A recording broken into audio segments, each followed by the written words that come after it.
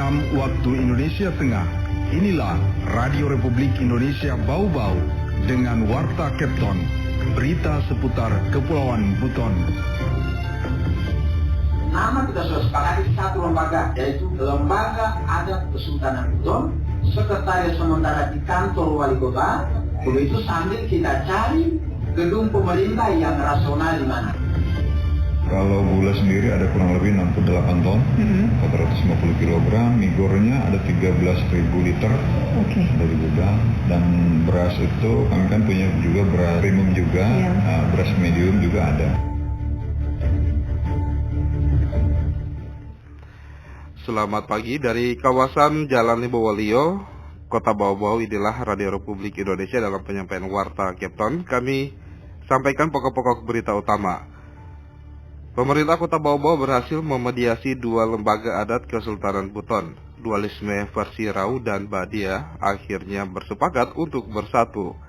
Kebutuhan beras, gula, dan minyak goreng di gudang Bulog Bau-Bau mencukupi kebutuhan masyarakat di Kepulauan Buton hingga 2 bulan ke depan. Inilah Warta Kepton selengkapnya hari ini, Senin 5 Agustus 2024 bersama saya Laude Muhammad Syahribul.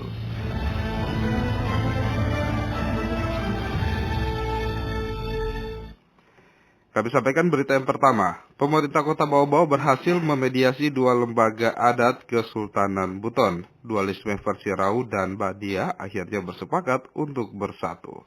Selengkapnya kita ikuti laporan reporter Hairul Mulko.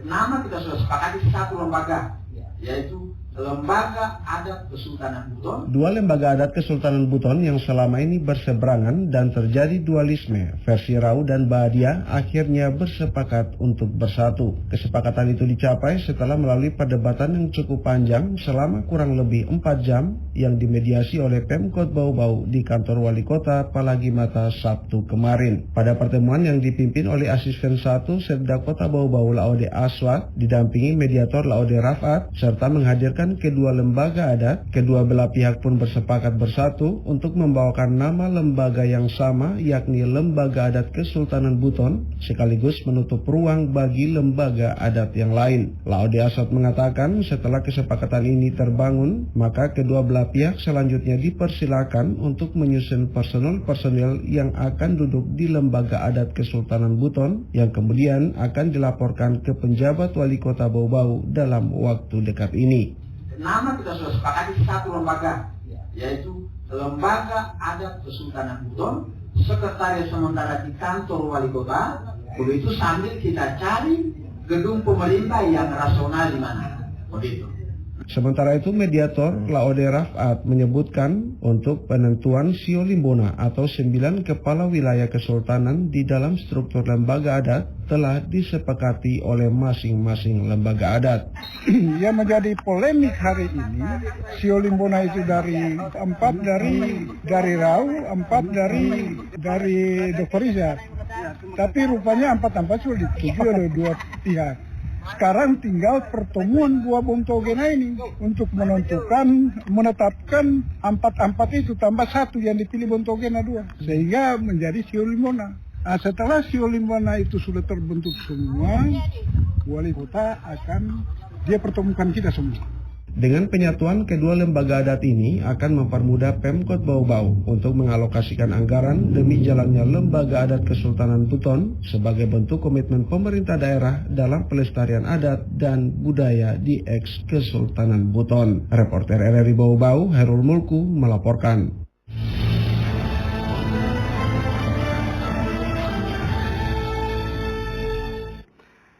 Kami sampaikan berita berikutnya. Kebutuhan beras, gula, dan minyak goreng di gudang Bulog Bau-Bau mencukupi kebutuhan masyarakat di Kepulauan Buton hingga 2 bulan ke depan. Selengkapnya dilaporkan reporter Wode Nurliani.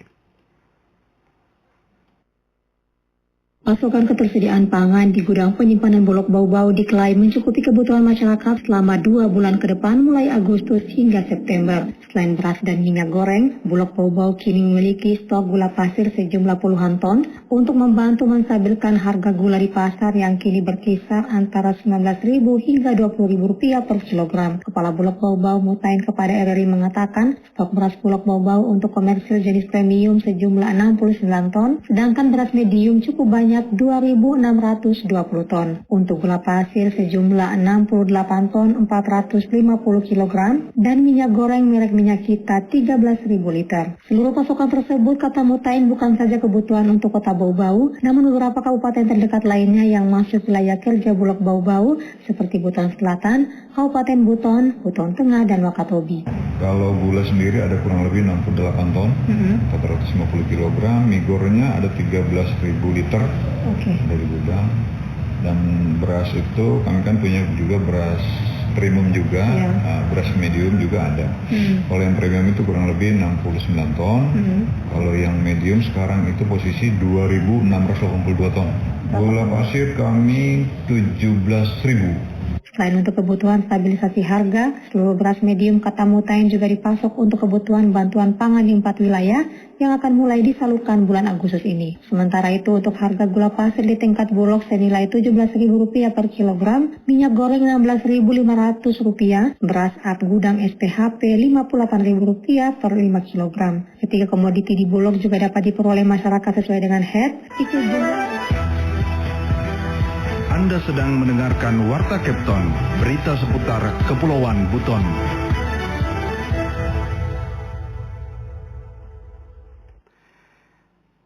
Saudara, kisah perjuangan Alman, balita asal Kabupaten Buton, dalam menghadapi keganasan penyakit tumor mata yang merenggut penglihatannya sejak berusia 4 bulan. Selengkapnya kita ikuti feature bersama Wode Nurliani. Aktivitasnya sudah kurang, sudah tidak aktif seperti biasanya, itu menangis. Seakan-akan hari-harinya itu banyak menangis daripada tertawa.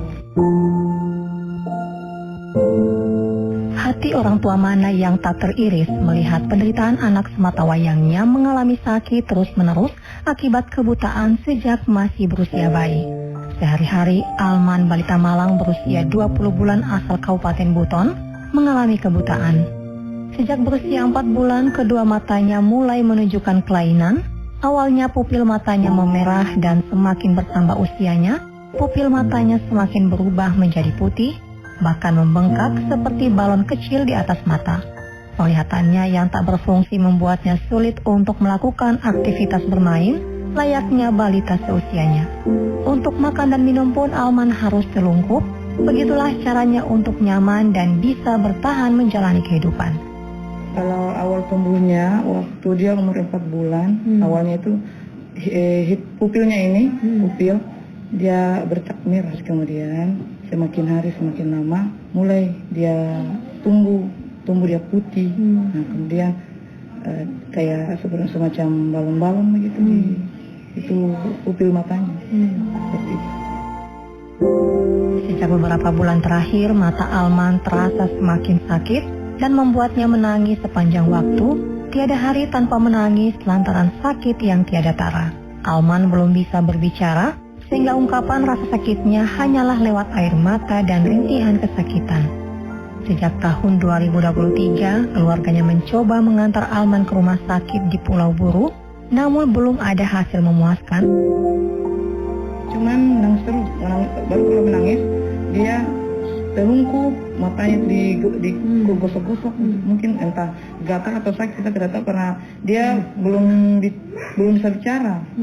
Pengaruh sakitnya itu jadi kayak sebagian sarafnya mungkin kayak ada yang bermasalah begitu, karena dia biar genggam kertas itu tidak bisa. Terus tidur telungkup, makan telungkup, bermain telungkup, semua telungkup.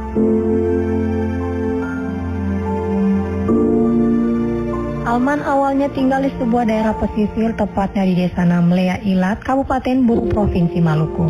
Namun sejak Mei 2024 mulai berpindah domisili di Kabupaten Buton.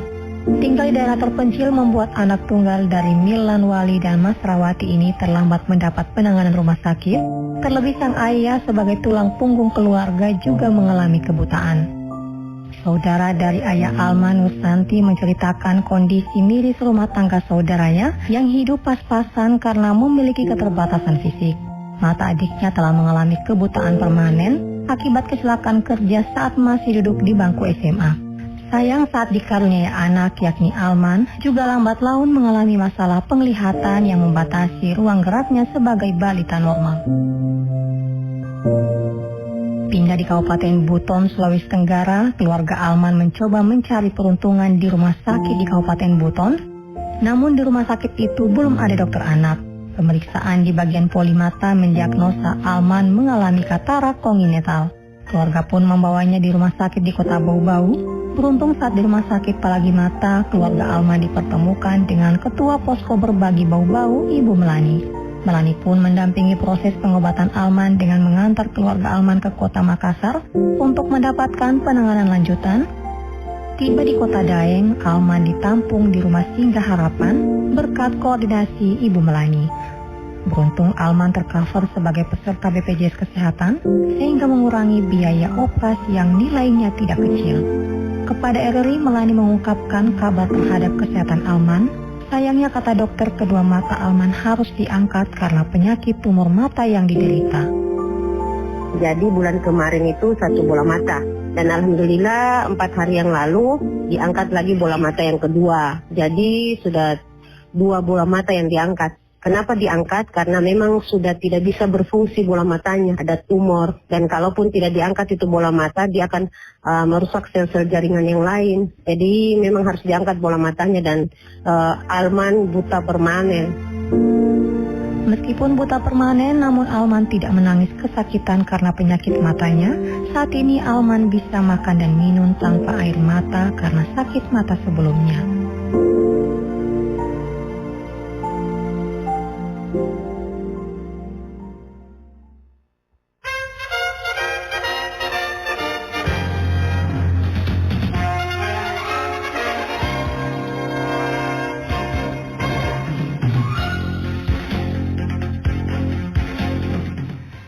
Sejauh tadi menjadi akhir perjumpaan kita pendengar untuk penyajian Warta Kapten pagi hari ini, dan sebelum berpisah kami sampaikan kembali pokok-pokok berita utama.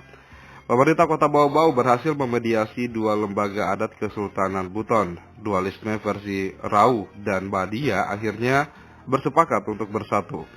Kebutuhan beras, gula, dan minyak goreng di gudang Bulog Bau-Bau mencukupi kebutuhan masyarakat di Kepulauan Buton hingga 2 bulan ke depan. Mewakili kerabat kerja bertugas, kami yang bertugas pagi ini mengucapkan terima kasih dan kami harap Anda tetap bersama RRI Bau-Bau untuk mengikuti program-program kami di Kapten pagi ini. RRI Bau-Bau terus mengudara untuk Indonesia.